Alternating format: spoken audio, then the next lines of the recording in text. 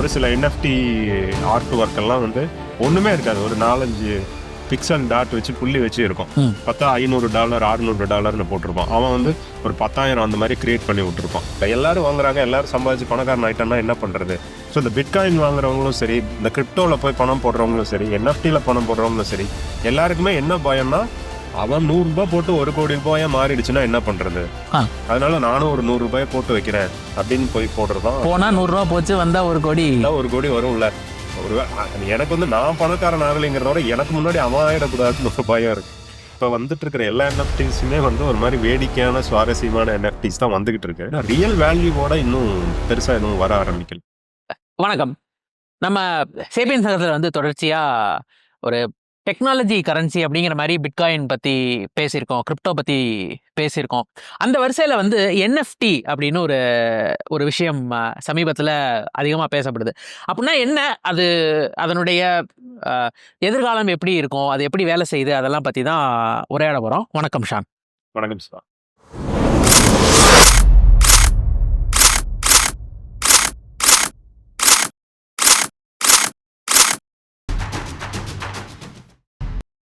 First வந்து என்எஃப்டினா என்ன?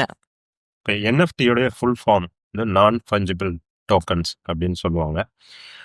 இந்த என்எஃப்டி பற்றி ரொம்ப எளிமையாக சொல்லணும் அப்படின்னா, இப்போ வந்து நம்ம கம்ப்யூட்டர்களில் ஃபைல்ஸ் நம்மக்கிட்ட இருக்கு. அந்த ஃபைல்ஸில் இருக்கக்கூடிய அட்வான்டேஜும் டிஸ்அட்வான்டேஜ் ரெண்டுமே என்னன்னு பார்த்தீங்கன்னா, தே கேன் பி ஈஸிலி காப்பீடு.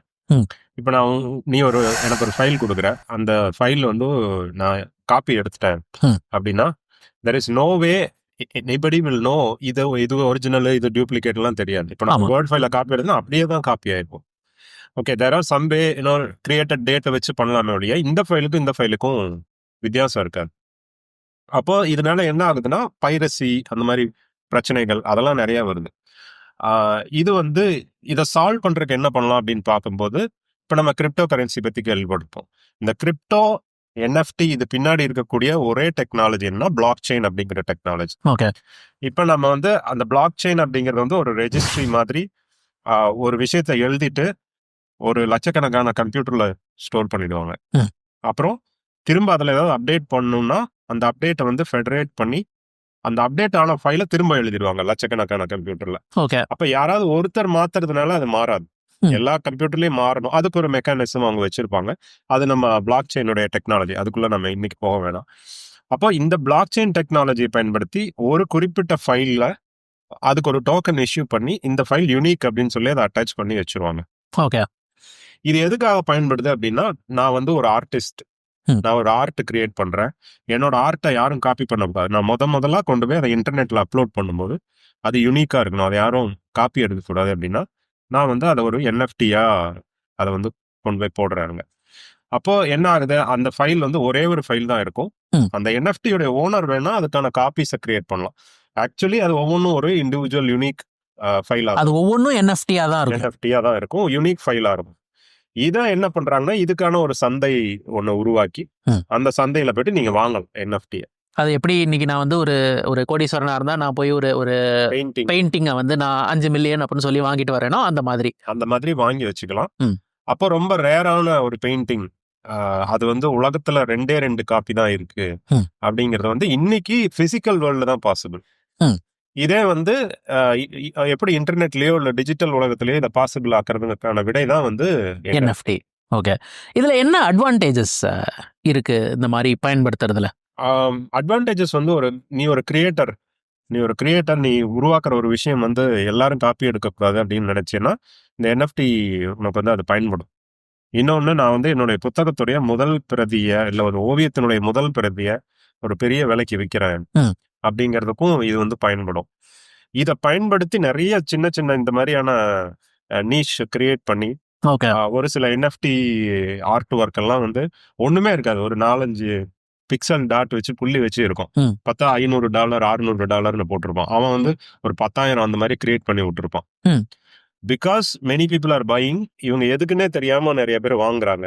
ஸ்டாக் மார்க்கெட் மாதிரி ஸ்பெகுலேஷன்ல வாங்குறாங்க. இந்த ஸ்டாக் எல்லாரும் வாங்குறாங்கன்னா இவங்க போய் வாங்குறதுக்குன்னு ஆட்கள் இருப்பாங்கல்ல. அந்த மாதிரியும் நிறைய இந்த என்எஃப்டில இப்ப நடந்துட்டு இருக்கு. ஓகே, பட் இது ஒரு வகையான ஸ்பெகுலேஷன் மாதிரி தானே? இது ஸ்பெகுலேஷன். ஓகே, ஒரு சில இடங்கள்ல வந்து இது வந்து ஆர்ட் கேலரிஸ்லயே இதை பயன்படுத்தி ஒரு நியாயமான ஆக்ஷன்ஸ் எல்லாம் நடக்குது, அதுவும் நடக்குது. ஆனா 90% மேல இது வந்து ஸ்பெகுலேஷன். அது வந்து ஒரு புள்ளிவிவரத்திலே சொல்லியிருக்காங்க. 95% ஆஃப் என்எஃப்டிஸ் இன்னைக்கு வந்து விற்க முடியாத நிலைமையில தான் இருக்கு. நீங்க வாங்கிக்கலாம், அவ்வளவுதான். அதை யாரும் வாங்குறதுக்கான எந்த சந்தையுமே அங்க இல்ல. அது வந்து ரொம்ப ரேரா அந்த டாப் 5% விக்குது இல்லையா, அதை பார்த்துட்டு தான் இந்த 95% எக்ஸைட் ஆகி வாங்கிக்கிட்டு இருக்காங்க. இவன் ஏதோ வாங்குறான், இதுல வேல்யூ இருக்கும் போல் இருக்கு. அது இந்த ஃபியர் ஆஃப் மிஸ்ஸிங் அவுட் அப்படின்னு இருக்குல்ல, எல்லாரும் வாங்குறாங்க, எல்லாரும் சம்பாதிச்சு பணக்காரன் ஆயிட்டோம்னா என்ன பண்றது? ஸோ இந்த பிட்காயின் வாங்குறவங்களும் சரி, இந்த கிரிப்டோல போய் பணம் போடுறவங்களும் சரி, என்எஃப்டில பணம் போடுறவங்களும் சரி, எல்லாருக்குமே என்ன பயம்னா, அவன் 100 ரூபாய் போட்டு 1 கோடி ரூபாயா மாறிடுச்சுன்னா என்ன பண்றது? அதனால நானும் ஒரு 100 ரூபாய் போட்டு வைக்கிறேன் அப்படின்னு போய் போடுறதும். போனா 100 ரூபாய் போச்சு, வந்தா 1 கோடி. 1 கோடி வரும்ல. எனக்கு வந்து நான் பணக்காரன் ஆகலைங்கிறத விட எனக்கு முன்னாடி அவன் ஆயிடக்கூடாதுன்னு ஒரு பயம் இருக்கு. அதுக்காக தான் முக்காவாசி இதுல போய் பணம் போடுறாங்க. நீங்க இந்த மாதிரி விஷயங்கள்லாம் நீங்க எக்ஸ்பெரிமெண்ட் பண்ணிருக்கீங்களா? நீங்க ஏதாவது என்எஃப்டிஸ் வாங்கி வச்சிருக்கீங்களா? நான் ஒரு என்எஃப்டி வாங்கி வச்சிருக்கேன். அது வந்து அது என்ன அப்படின்னு நான் இதுல சொல்ல விரும்பல. என்எஃப்டியா வந்து சில விஷயங்களை வந்து வாங்கி சும்மா பெரிய அளவுல இன்வெஸ்ட்மெண்ட் எல்லாம் கிடையாது. 10,000 20,000 இந்த லெவல்ல அது என்ன ஆகுதுன்னு பாக்குற ஒரு கியூரியாசிட்டிக்காக நான் போவேன். இதேதான் நான் பிட்காயினும் இந்த மாதிரி எல்லாம் பண்ணிட்டு இருந்தேன். உண்மையை சொல்ல போனா நான் போய் பிட்காயினை பத்தி தேடும் போது அது வந்து 4 லட்சம் ரூபாய் ஒரு பிட்காயின் வேல்யூ.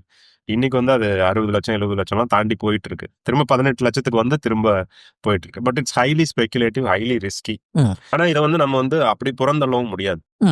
ஏன்னா இந்த பிளாக் செயின்ங்கிற டெக்னாலஜி, அந்த பிஹைண்ட் த பிளாக் செயின்ங்கிற டெக்னாலஜி ரொம்ப நல்ல டெக்னாலஜி. இன்னைக்கு வந்து பைரசியை ஒழிக்கிறதுக்கு அதை பயன்படுத்த முடியும்.